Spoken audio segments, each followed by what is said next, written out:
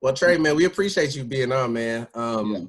I don't know if you've seen any of our podcast clips or anything, but we kind of just shoot the shit, man, and see where the conversation goes. Okay. I go back and edit or whatever. So if there's anything at the end that you're like, hey, I don't feel comfortable talking, whatever it may be, just let us know. You know what I'm saying? Oh, no, not I'm that grown. big. You grown, good. I'm grown. My house is paid for. I don't owe anybody anything. So there you go. We all good. There you go, man.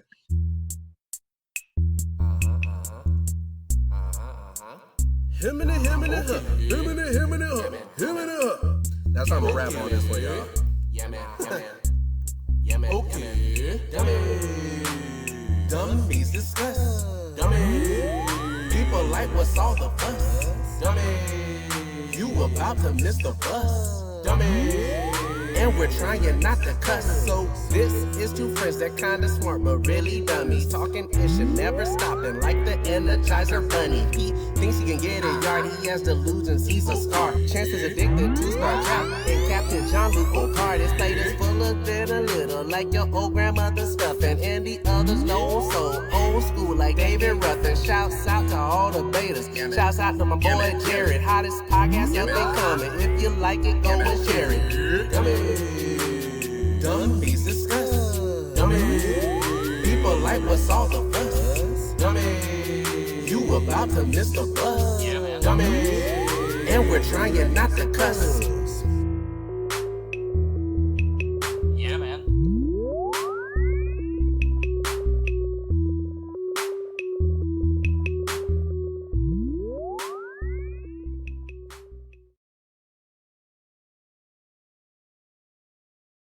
So your children, they're how old are they now? I have a 24-year-old, a 23-year-old, and I have a 10 and an 11-year-old. 10, 11-year-old. So let me ask you about this, man. I'm assuming they go to school here in Cobb. Yes. Well, two of them, yes. So, all right. So what you gonna do, man? Because my wife and I, we've been trying to figure out this whole sending kids back to school thing, man. Like we're really genuinely, I mean, we're nervous still, man. Like I can't help but as a a father, my wife, she already has an underlying condition. She has a heart condition. She's had it since she's been a teenager. You'd have to ask her what it myopathy, something. I don't know the technical term for it. But so she has an underlying condition, man. So I'm very concerned about, going to school as an educator, contracting something, coming home and bringing it back to her. You know what I mean? Or to my kids, even though, right now they're saying this COVID thing doesn't really affect kids as badly. But like, what are you going to do, man? Are you sending your kids back? Like, what's that conversation been like lately? Yeah, I'm torn. I have a 10-year-old who's in the 4th grade, and he'll be repeating the 4th grade because it's just not feasible to move him forward at this point, who has chronic asthma. And so COVID is a respiratory, disease. He needs to be in the building because that's the kind of learning that he needs, small class sizes, to really accommodate his IEP. Digital learning in the spring did not work well for him. Right. So I'm torn because I have to ensure he's healthy, and the current plan doesn't help me with that. Right. My other son, who's going to 6th grade, man, this is his first year at middle school, and I really want him to experience what that is. Right. And while he possibly can be successful with online or digital learning, I don't want to rob him of the opportunity to be in middle school for the first time. Right. So I'm torn, but I'm gonna be honest, I'm not, under the current plan, I'm not comfortable sending them back, and we probably will be. We've already made some options. We applied with Georgia Virtual Academy just to be safe. Right. And to hold a slot, so if that's a trigger I have to pull, or if Cobb's digital learning, curriculum is something I can live with, we may do that. But I'm not comfortable sending them in the building, but I do need to know what that looks like at the same time. Yeah, absolutely. So I'm torn because now I have to, I don't want to use my kids as guinea pigs at the same time either. So I'm torn. I'm not sure yet. Yeah, man. Like, so I made a comment. I posted it on Facebook, and I was just kind of speaking my mind. I didn't know that was going to be shared as much as it was, but I just said that, like, this is an example, in my opinion, though, of like systemic racism or discrimination, systemic discrimination, right? That it wasn't, you know, malintentioned or anything to make this decision. And I know as a school district, a superintendent, whatever, a board, it's hard to make that decision to say, hey, let's go ahead and let these kids come back to school. But at the same time, like the conversation, I would consider myself, my wife and I, we're, you know, middle class, lower middle class, right? You know, we're comfortable, but like we also live check to check kind of thing, right? We pay off all our bills, but so like the decisions that we've had to make in the last few days since this decision is like, my mom, she called and she was like, hey, you know, you can bring the kids all the way over here to Augusta and they can just do virtual learning with us since we're retired, so you guys can go back to work. And, you know, so now I'm thinking, okay, so they're going to be with my grandparents, with their grandparents for 4 months. Like, they don't have any friends in Augusta, you know what I mean? So now the social, their social development is being stunted because they're not around anybody, you know what I mean? So like all these kind of decisions go into like, hey, y'all got 2 weeks to make a decision on if you're going to send your kids to school or, and it's crazy, man. My wife, she's getting ready to go back to school to get her PhD. Yeah. And now it's one of those, okay, well, can I even go back and get my PhD or do I need to stay home with the kids? You know, like all kinds of things that like as a lower middle class family, like we don't really have that option, or the options open up all these different really big lifetime decisions that you have to make when there are other people in the county where they're just like, okay, we'll just have a babysitter for, you know, and pay them $20 an hour. You know what I mean? And so I feel like decisions like this is when people don't understand what the systemic discrimination is, because you hear it all the time in the news, but I don't know if people really understand what it means. Like, this is an example, in my opinion, of that. You know what I mean? But I call it systemic oppression, because if it was systemic racism, it would target one or two groups. But the plan is for everybody, right? But it only really affects a couple of groups. If you have some health deficiencies, if you're over a certain age, 50 and vulnerable, and if you are of a certain economic bracket. Right. You know, we don't make decisions the same way everyone else does. So while there may be 3 or 4 computers in someone else's house, you know, that may not be the case down here in South Cobb. And so as the board member that will represent post 3, presumptively, you know, come January, we're a Black and brown district. We're all Title I schools. So that means everyone here is economically disadvantaged. But plan does not address this community's concerns and challenges. Right. We had challenges before COVID. Now we're just in a worse situation now, because now we have to choose. You have to choose in such a short amount of time, and we don't have enough information to make a well-informed decision. There you go. What does digital learning look like?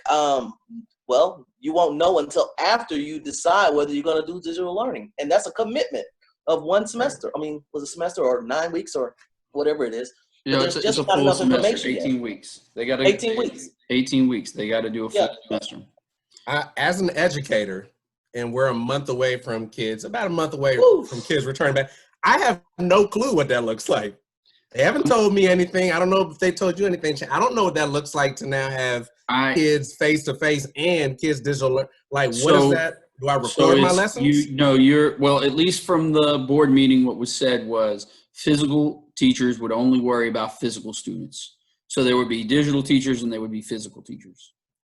So in my thinking is as these kids, you know, the ones that can sign up for virtual learning, I'm in my assumption, I would think that the school districts would say, okay, which members of our staff are high risk, underlying health conditions, and let them be our digital, you know, workforce, our digital teachers there, and they would have sections of digital classrooms. But my other question is how many of those teachers that are either in that age group that is like it's dangerous for them to be around it. They can retire. I'm assuming, like, if you're 60 or above as a teacher, you've been working for 20 years, you're able to take your retirement. How many of the teachers are going to either just retire because they retire, right? Their significant other, their spouse, makes enough money for them not to work, or they just decide that they've taken this time away to say, I'm looking for a different job that I can do virtually, and aren't coming back. So I'm also wonder what our numbers are going to look like staff wise.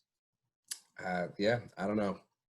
Well, I'm concerned about Mm-hmm. I'm really concerned about Smyrna, Mableton, Austell, and Powder Springs. Yeah.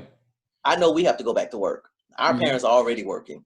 And while school is not a babysitter, a place to babysit, we do take advantage of after school programming and all these different things so that we can work full time. This is a working community.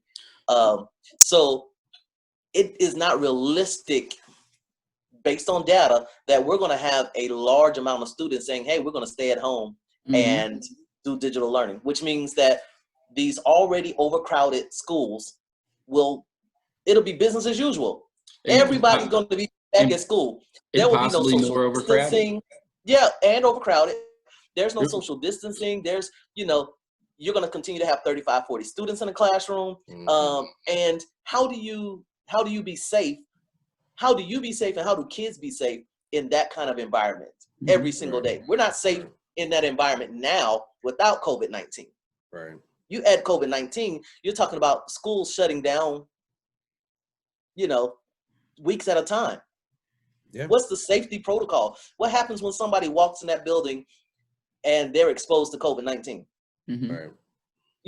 What's the protocol? Do you shut the school down? Well, if you're an in-session student, what happens? Does lessons and studies stop for 2 weeks until the school is open back up? Yeah. There's not enough information yet. And these are the things that should have been worked on prior to just releasing the random plan. Because people still need more information. And we're not very good at being transparent and releasing enough information. We kind of, drag and wait to the very last minute, and then you're stuck. You have to accept it at that point. That's just not, I say that Cobb County deserves better, period. The plan that the large districts, Gwinnett, Cobb, and Marietta City put out, we deserve better. The communities that are within those districts deserve better. There's so many other options that could have taken place. What would you have done? What would you have done? Because this might be something that you have to face 2 years from now, right? Now we don't right now, but we don't even know. I get sworn in January. So this one thing that I was looking at, and I was thinking about it. What if it was a hybrid? It needs to be digital learning, needs to be part of that conversation. So what if the only people that came back to school was 9th graders, right? Okay. They kind of need that infrastructure. So your 10th and 11th graders are a little more mature, that they could probably handle digital learning. They did have experience with it more so in the spring. And if we as a district have done our part to really streamline that part of teaching and to improve that learning environment for them, that would be something 11th and 12th graders could do. But you bring your 9th graders back first. Bring them back a weekend, a whole week first. And then you bring your 10th graders in the next week. And you kind of adjust and see if this is going to work. Do we have 20 kids in a classroom or 10 kids in a classroom? Do we have enough space? Do we need to utilize, more trailers and things of that nature? And that's how I would have phased it in. I would have done the same thing for middle school. 8th graders could do digital learning, but 6th graders come back into the building. Give the 7th graders an option. Same thing with elementary school. Kindergarten, 1st, 2nd, 3rd grade, those kids are too young to be at home by themselves. They need to be in the building. Right. You're pushing it with 4th grade, but the law allows 4th graders and 5th graders to, be latchkey kids. So maybe they have the digital learning opportunity. And I don't think that's a perfect plan, but I think it's a whole lot better than allowing everybody to come back into the building at one time, and no PPE. PPE. There's there's no mandate for masks. That, I think that was probably the biggest misstep. And just from my experience, our schools don't have hot water or soap in bathrooms, and if hand washing is one of the biggest ways to stay safe, it's true. Yeah. what are we doing? And hand sanitizing stations is not the answer. I mean, I think that's part of the plan, but we're not really setting ourselves up to be safe. This is what we're not looking at, though. This is bigger than just what our schools are doing in Cobb County. This affects all of Cobb County, because once it breaks out, this is a pandemic. It will. Cobb County is in trouble. The most vulnerable of our communities will be in trouble. In South Cobb, we are multi-generational, grandparents. It's 3 generations in these homes. So we're getting ready to kill our families. This is genocide. I don't know how to say it nicely, but this is genocide. And that's why. And we have to speak up. Like, I have teachers that are like, what do we do? You need to walk on to Glover Street with some signs and tell them, listen, you need a better plan or we're not working. Call your rep. Who's your rep? Connie, Jackson, and the crew. Call them and let them come to the table now. The school district needs, the Board of Education needs to push back the start date. They can do that. Push back the start date until we get a plan that works for every community. And while this plan may be okay for Northwest and East Cobb, it definitely does not work for South Cobb. Right.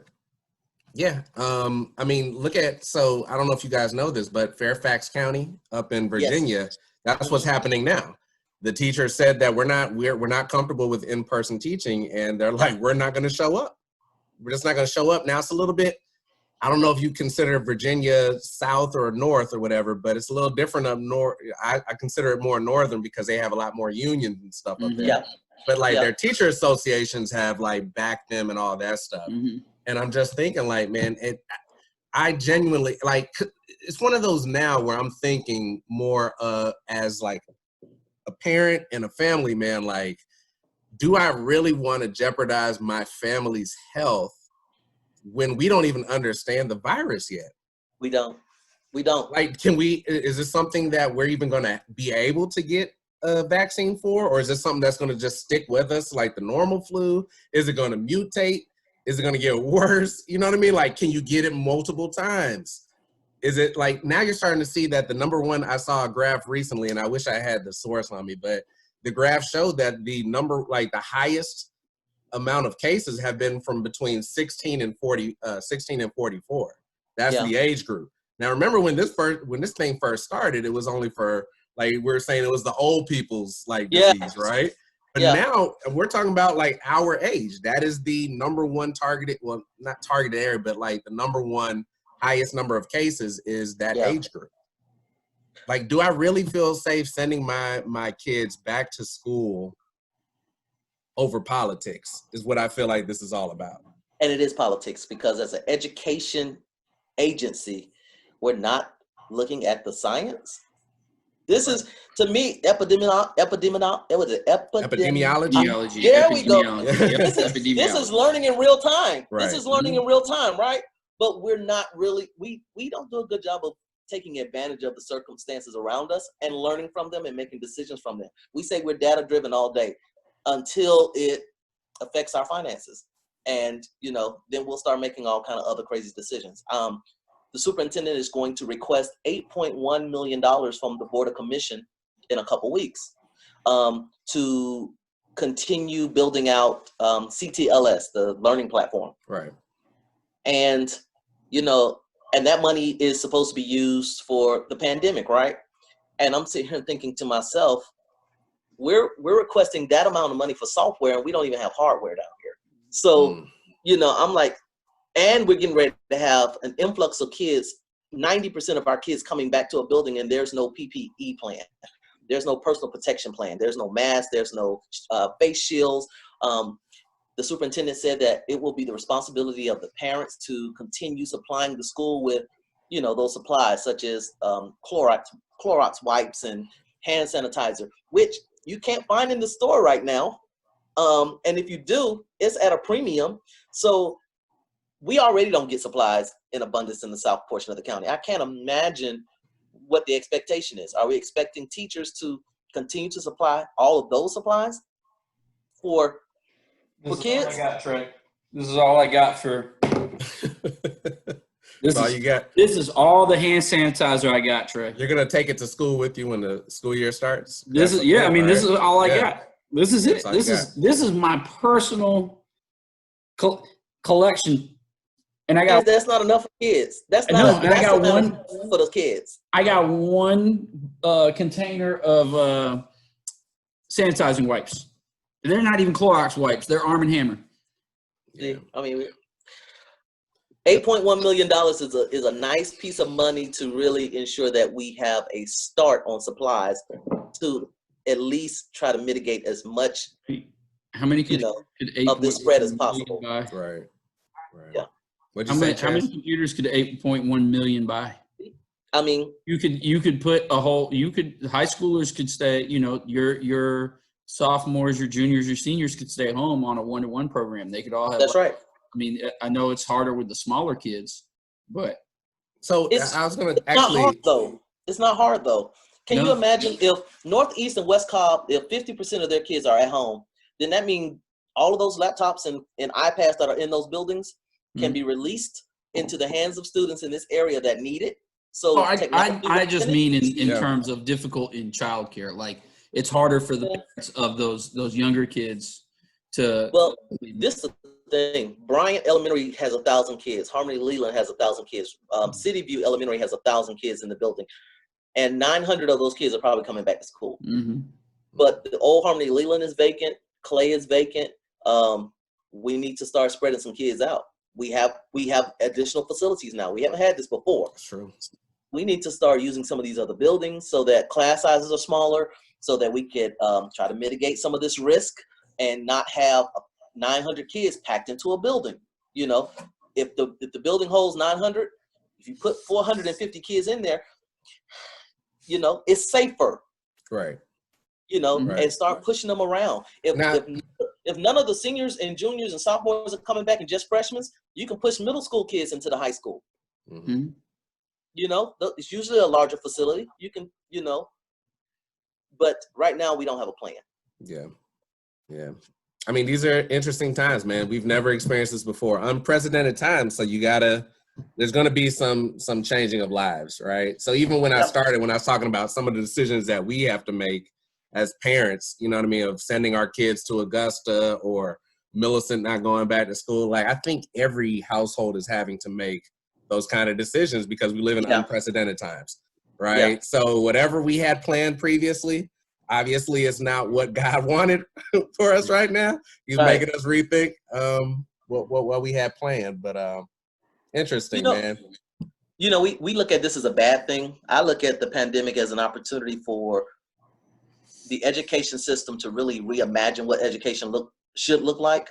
It should be digital. It should be more technology based because we're in a technological age. We're not in the age where you had to come to class and you're working with your hand because we were in the industrial age. We're not there anymore. Mm-hmm. So this is the time to really take advantage of it, reimagine it, and really put some parameters in place while we don't have testing to worry about, all these other things that we'll have to worry about. Right. Try it. Now's the time to try it. Mm-hmm. But we're going to miss that opportunity because the plan we currently have is lazy. It's very lazy. Yeah, it is. It didn't take no thought to do that. And that's why I'm disappointed. I'm disappointed in Gwinnett, Cobb, Marietta, and whoever else signed on to this type plan. This is the lazy plan. You know what? And it's interesting you said that, man, because I was telling Millicent, may have told Chance too, but like this last semester when we went to digital learning, right? Minus not being able to see those kids every day, and because you build relationships with the kids, or you mentor some kids, like you miss that aspect.